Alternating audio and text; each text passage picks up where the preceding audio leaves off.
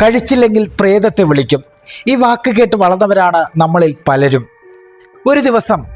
ഒരു ദിവസം ആ പ്രേതം ശരിക്കും നമ്മുടെ വാതിലിന് മുന്നിൽ വന്ന് നിന്നാൽ. അസറ്റോക്സിന്റെ മറ്റൊരു അധ്യായത്തിലേക്ക് എല്ലാവർക്കും സ്വാഗതം. ഭക്ഷണം കണ്ടാൽ ഓടുന്നൊരു കുട്ടി. ഉമ്മുമ്മക്ക് അവനെ കൊണ്ട് മടുത്തു. എല്ലാ ദിവസവും ഉമ്മുമ്മ അവനെ ഭക്ഷണം കഴിപ്പിക്കാൻ വേണ്ടി പല കാര്യങ്ങളും പറയും. അതിൻ്റെ കൂട്ടത്തിൽ സ്ഥിരമായി പറയുന്നൊരു വാക്യമുണ്ട്, ഇവനെ കൊണ്ട് മടുത്തു, ദാ ആരെങ്കിലും ഇവനെ കൊണ്ടുപോയിക്കോളൂ. ആദ്യമൊക്കെ ആ വാക്യം കേട്ട് അവന് പേടി വന്നെങ്കിലും പിന്നെ അതൊരു ചിരിയായി മാറി. പക്ഷേ ആ കുട്ടി ശ്രദ്ധിച്ചിരുന്നൊരു കാര്യമുണ്ട്, ഉമ്മുമ്മ അങ്ങനെ പറയുന്ന നിമിഷങ്ങളൊക്കെയും ആ വീട്ടിലെ മിക്ക മൃഗങ്ങളും ഒരു പ്രത്യേക ശബ്ദം പുറപ്പെടുവിച്ചു കൊണ്ടിരുന്നു. അങ്ങനെ ദിവസങ്ങൾ കടന്നുപോയി. ഒരു ദിവസം രാത്രി പുറത്ത് കനത്ത മഴ, ഇടിമിന്നൽ കൊണ്ട് ആകാശം പിളരുന്നത് പോലെ. എല്ലാ ദിവസവും എന്ന പോലെ കുട്ടി അന്നും ഭക്ഷണം കഴിക്കാൻ വിസമ്മതിച്ചു.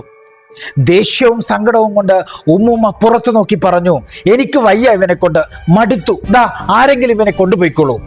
പറഞ്ഞു തീർന്ന ഉടനെ പുറത്തു നിന്നൊരു ശബ്ദം, ദാ കൊണ്ടുപോകാനാ ഞാൻ വന്നിരിക്കുന്നത്, എത്ര ദിവസമായി ഇങ്ങനെ പറയാൻ തുടങ്ങിയിട്ട്, തന്നേക്ക്, ഞാൻ കൊണ്ടുപോയിക്കോളാം. ഇത് കേട്ട ഉടനെ വീട്ടിലെ എല്ലാവരും നിശബ്ദരായി. ഉമ്മുമ്മയാണെങ്കിൽ പേടിച്ച് വാതിലിന് പുറത്തേക്ക് നോക്കിയപ്പോൾ കണ്ട കാഴ്ച വാക്കുകൾക്കും അപ്പുറമായിരുന്നു. മുറ്റത്തേക്ക് നോക്കിയ ഉമ്മുമ്മ കണ്ട കാഴ്ച, കോരിച്ചൊരിയുന്ന മഴയത്ത് ഒരു വ്യക്തി നിൽക്കുന്നു. അതൊരു മനുഷ്യനാണോ എന്ന് പോലും ഉമ്മുമ്മക്ക് വ്യക്തമല്ല. കാരണം ആ മുഖം അവ്യക്തമായിരുന്നു. പെട്ടെന്ന് മിന്നലിൻ്റെ പ്രകാശമേറ്റ് ആ കണ്ണുകൾ മാത്രം തെളിഞ്ഞു കണ്ടു. ജീവിതത്തിൽ ഒരിക്കലും ഉമ്മുമ്മ അങ്ങനെയുള്ളൊരു കണ്ണ് കണ്ടിട്ടില്ല. പേടിച്ച് വിറച്ചുകൊണ്ട് ആ പാവം ഉമ്മുമ്മ വാതിലുകൾ ശക്തമായി അടച്ചു.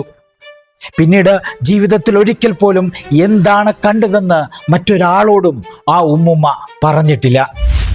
ആ മഴയുള്ള രാത്രിയിൽ വാതിലിനപ്പുറം ഉമ്മുമ്മ കണ്ടത് ശരിക്കും ആരെയായിരിക്കണം? മനുഷ്യൻ, പ്രേതം, അതോ മറ്റെന്തെങ്കിലുമോ? നിങ്ങളുടെ അഭിപ്രായം നമ്പർ രൂപത്തിൽ കമൻറ്റ് ചെയ്യൂ. ഈ റീൽ ഇഷ്ടമായാൽ ലൈക്ക് ചെയ്യുക, ഇഷ്ടപ്പെട്ടവർക്ക് ഷെയർ ചെയ്ത് കൊടുക്കുക. അതേപോലെ തന്നെ ഈ കഥ വീണ്ടും കേൾക്കാനായി സേവ് ചെയ്യൂ.